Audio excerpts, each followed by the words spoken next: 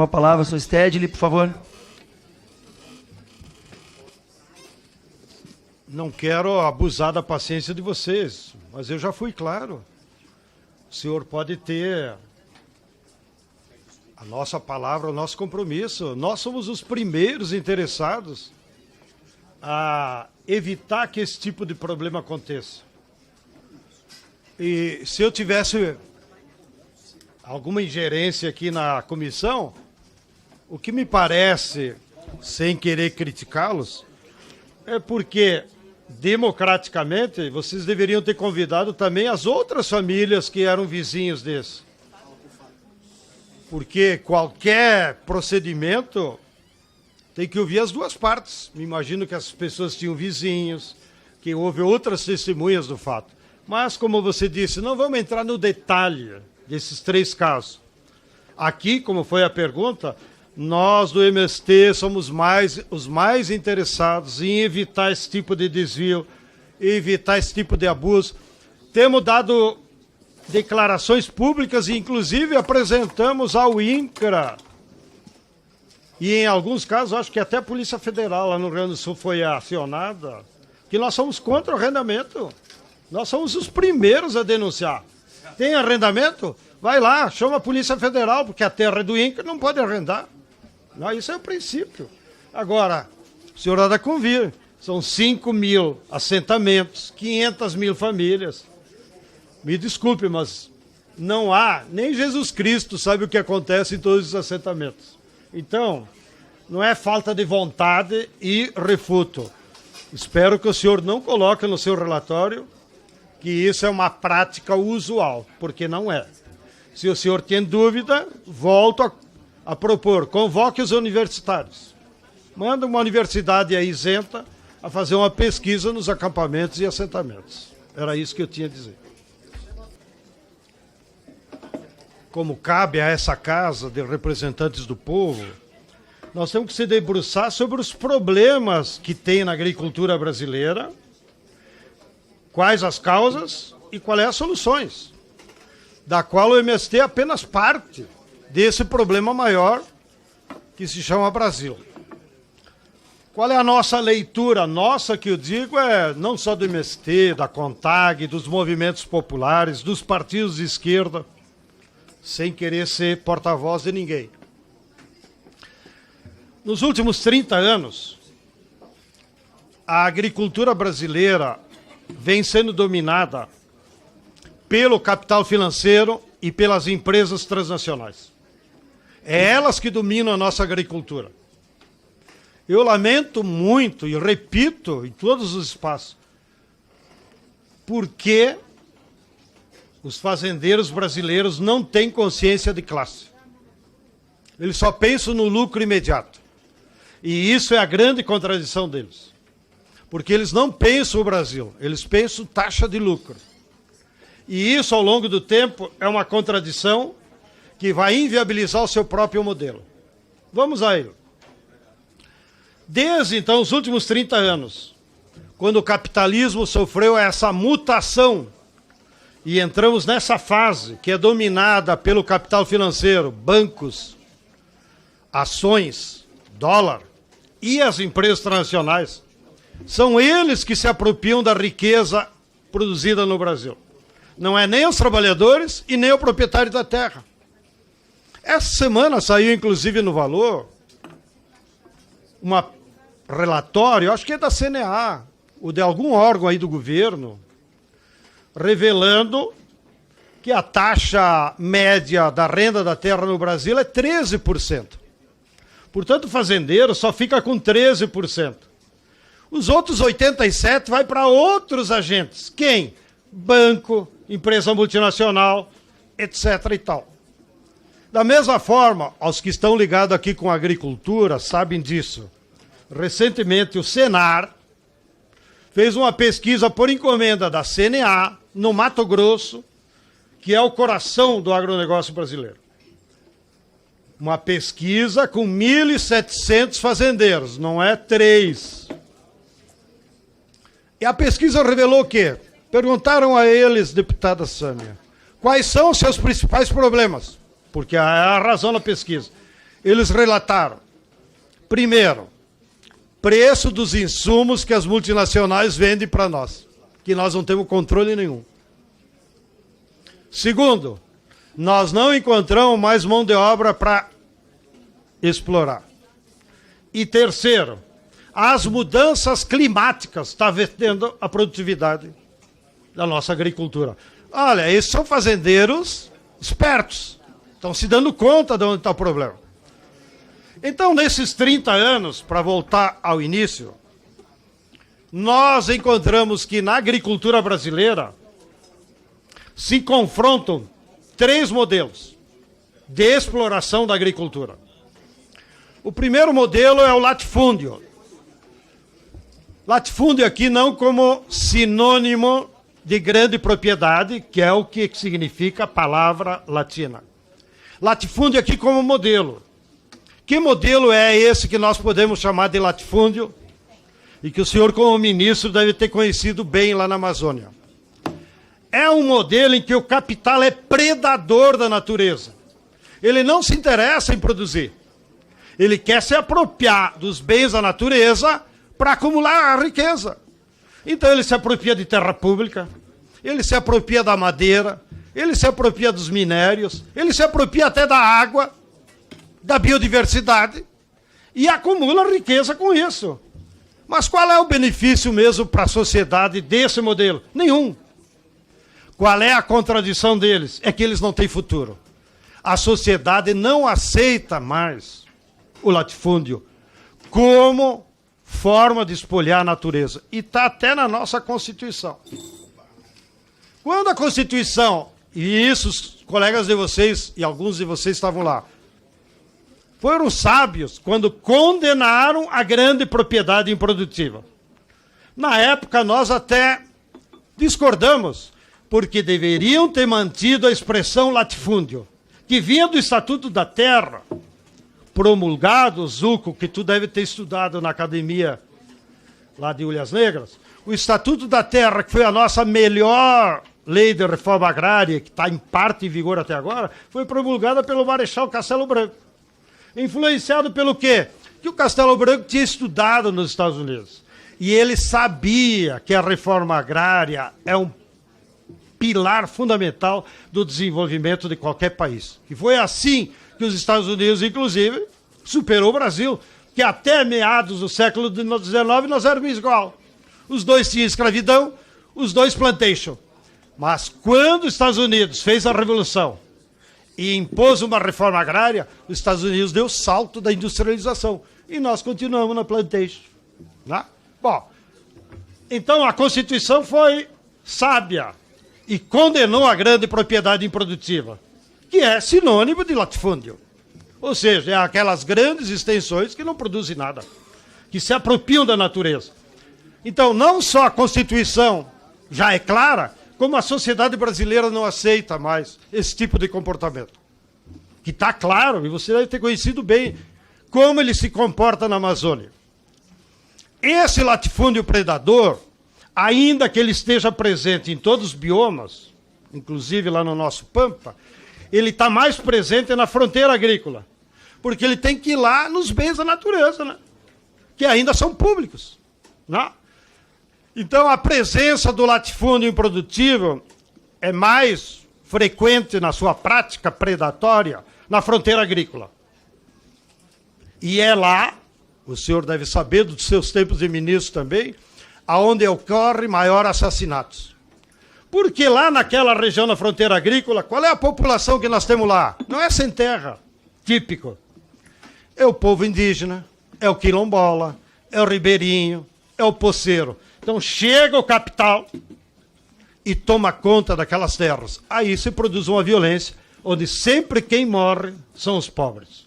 Basta, vocês deviam ter chamado aqui os padres da CPT para explicar para vocês aonde estão morrendo gente.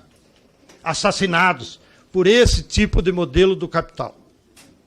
Bem, o segundo modelo é do agronegócio. O agronegócio, ele é uma modernização do que foi a plantation no século colonial.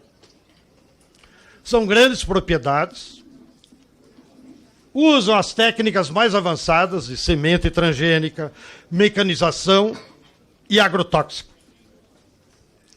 E produzem o quê? Produzem muita riqueza, mas produzem commodities para exportação. Portanto, repete o modelo agroexportador colonial, que não necessariamente representa distribuição de riqueza para a nossa sociedade. Esses dias eu estava fazendo a conta aí. No Mato Grosso, que é o paraíso do agronegócio, se a riqueza da soja fosse distribuída equitativamente por toda a população, dava uma renda de R$54 mil por pessoa. Seria o país mais desenvolvido do mundo, o Mato Grosso, com a riqueza da soja. Mas aonde vai a riqueza da soja do Mato Grosso? Vai para as multinacionais, vai para o banco e, repito, para o fazendeiro só fica 13%. Com a mão de obra, que é o custo de quem produz mesmo, fica 8%. Menos o que fica com os bancos. Então esse é o panorama do agronegócio, que é um sistema que produz riqueza, mas não desenvolve o país. Bem, mas não é só isso. É que o agronegócio adota um modelo tecnológico e eu tenho participado com eles de muitos debates. Não pensa que nos privamos a dialogar com eles. Que eles têm algumas contradições que são insuperáveis. Primeira delas, o agrotóxico. Todo o agronegócio usa agrotóxico. E o agrotóxico mata. Mata a biodiversidade. Portanto, ele desequilibra a natureza. E ele gera, inclusive, as mudanças climáticas. Contamina a água. Não? Esses dias eu fiquei lendo um informe da Unicamp. Olha aí, deputado Salles. De pesquisa da Unicamp, com não sei com que outro organismo de referência da saúde, encontraram agrotóxico naquelas papinhas de alimento infantil. Da Nestlé, de não sei quem. Claro que a responsabilidade não é da Nestlé, mas a matéria-prima que eles usaram para fazer a papinha já tinha veneno. A Fiocruz fez pesquisa na água encanada. 67% da água encanada no Brasil já vem com glifosato. Quem é o culpado? O agronegócio, que usa o agrotóxico e com isso contamina a água, contamina até a chuva. Porque ao usar secantes, aquele veneno em pó sobe para as nuvens. Não é assimilado nem no solo, nem pela planta. Porque é para matar a planta mesmo. 9 toneladas, que dá 9. Vou só pedir para o senhor encurtar um pouquinho para a gente poder entrar no outro assunto aí. Tá bom, tá bom. Mas aqui, que era a minha especialidade, é falar mal do agronegócio. Então, a outra contradição, os biólogos nos dizem, você como ministro do meio ambiente deve ter estudado isso, deve ter estudado. O agrotóxico é mais prejudicial para a agricultura do que a queimada. Porque a queimada, depois a natureza se regenera. Aliás, era uma prática da coivara dos povos nativos aqui. Agora, o agrotóxico não tem regeneração, porque ele mata a fertilidade do solo. Ele mata os micro-organismos que existem aí. Não tem recuperação. E mais, qual é o outro problema que os fazendeiros já estão se dando conta? A cada ano ele tem que botar mais NPK, químico, porque a fertilidade natural vai se exaurindo. Então, o que eu tenho debatido com os nossos fazendeiros progressistas Faça a conta. é de que eles estão enfrentando contradições que eles têm que superar. E o que eu percebo, para você não me chamar de radical, Salles, que o agronegócio está dividido. A metade do agronegócio que tem juízo, que estuda, apoiou Lula, e é a parcela representada pelo Fávero. A outra parcela do agronegócio que insiste em só ganhar dinheiro é a ProSoja, que só pensa em ganhar dinheiro e não tem responsabilidade com o meio ambiente. Você sabe, lá em São Paulo, na última safra, agora eu sempre me perco nos anos, Caiu a produtividade da cana e caiu a produtividade de laranja. Perguntado para os agrônomos que acompanham as áreas, por que isso? Porque mudou o regime de chuvas. E por que mudou o regime de chuva? Porque o agronegócio agrediu lá no Mato Grosso e influencia o equilíbrio das chuvas do São Paulo. Então nota as contradições. A laranja e a cana já está pagando um preço pelas agressões do meio ambiente. Então, eu percebo que o agronegócio está dividido. E uma parte dele já tem consciência dos limites e já está migrando para uma outra agricultura que eles chamam agora de maneira mais simpática, agricultura regenerativa, para tentar substituir o NPK por bioinsumos, para tentar substituir os pesticidas por defensivos agroecológicos. Então, eu acho que uma parcela do agronegócio ainda vai para o céu, porque eles estão se dando conta que eles podem ganhar dinheiro, que eles podem aumentar a produtividade com outras práticas. Agora, aquele agronegócio burro, que só pensa em lucro fácil, esse está com os dias contados. Assim como alguns setores vão ser derrubados pelo mercado mundial. Por exemplo, exportação de uva e frutas do Nordeste. E muitos aqui vocês conhecem. Está cheio de glifosato. A União Europeia pode falar mal o que quiser. Eu também não gosto do europeu, apesar do meu avô ser de lá. Não gosto da política deles, não do povo. A União Europeia já determinou. Até 26 será proibido qualquer alimento com glifosato. Óbvio que as exportações de frutos do Nordeste, minha querida Lides, acabou. O aeroporto lá de Petrolina vai entrar falência. E não vai dar mais para exportar frutas que tenham glifosato. Assim como nós estamos vendo, espero que eu e você assistimos. É uma estupidez São Paulo, que tem as melhores áreas férteis do Brasil, tá aquela imensidão de deserto verde da cana. Bom, nós ficamos sempre falando mal. Não pode ter monocultura da cana, não pode ter monocultura da cana. Isso é estrupício. Alguns dos usineiros nos ouviram, como o cara lá da Natura, como a família Diniz, que transformou a cana numa policultura em 1.200 hectares. Hoje são grandes produtores de ovos. Recomendo que vocês vão lá visitar a fazenda da Toca. 1.200 hectares, não é nenhum assentamento. O Tato já foi lá e sabe como é que é. Então, há uma parcela do agronegócio que são nossos primos. Tanto é que eles aderiram ao Lula. Lá, e estão lá com o Ministério da Agricultura. O senhor citou 2 casos até agora. Falou que era 4, né? Latifúndio, agronegócio. Quais são os outros 2? Não, o agronegócio ele se dividiu, então eu já estou separando. Pode botar aí na tua colinha. Agronegócio burro, a turma do AgroSoja, a turma que financiou o 8 de janeiro. Se tiverem dúvida, mutem para outra CPI, que lá tem nome e endereço dos fazendeiros do Mato Grosso, de Goiás, que financiaram o 8 de janeiro. Eu estou lá...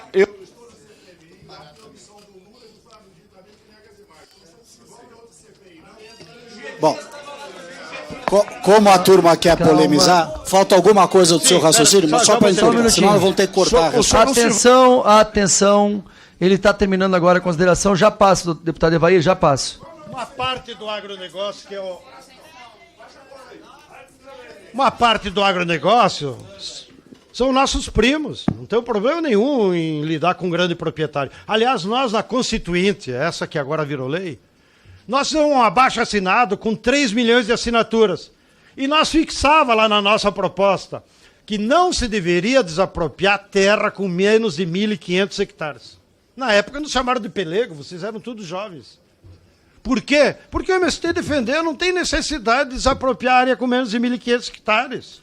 E tem terra para todo mundo. Agora, tem que garantir o direito a acesso à terra. Bom, esse é o terceiro. E o quarto modelo é a agricultura familiar, que é a que se dedica a produzir alimentos, que em geral não usa agrotóxico, que ele é respeitoso do meio ambiente, porque ele sabe se derrubar a árvore, vai desapropriar, vai desaparecer a água, enfim.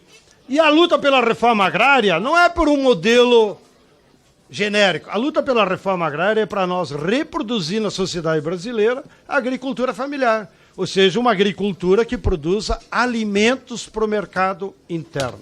Tenho dito.